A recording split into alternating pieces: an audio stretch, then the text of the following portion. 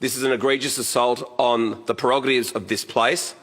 It is outrageous, Mr Speaker, that this government is seeking to ram through a piece of legislation of such magnitude in literally 2 days. Ram it through in 2 days.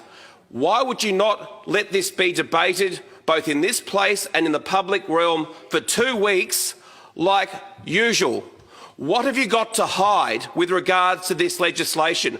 Why do you not want the scrutiny of this House to be brought to bear on this extraordinary and extreme piece of legislation that will enable the Premier to rule by decree if he thinks there is a pandemic disease in Victoria or anywhere else, anywhere in the world? Now, Mr Speaker, we have evidence that this bill has been in the offing since March. On the 5th of March, so for the Leader of the House to contend that it has to be rammed through in less than 2 days is a disgrace.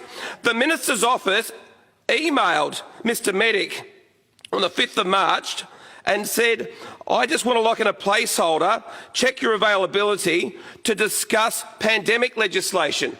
So if you've been discussing this with the three amigos in the other place since March, then why are you trying to ram it through in 2 days?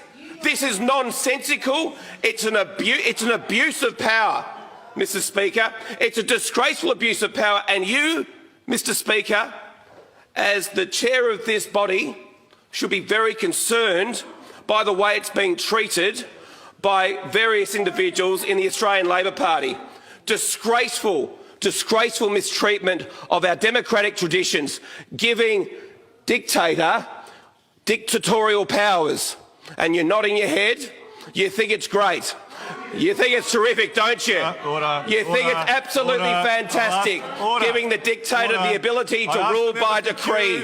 Well, we on this side of the House don't think it's a very good idea. I asked the member for Q to resume his seat.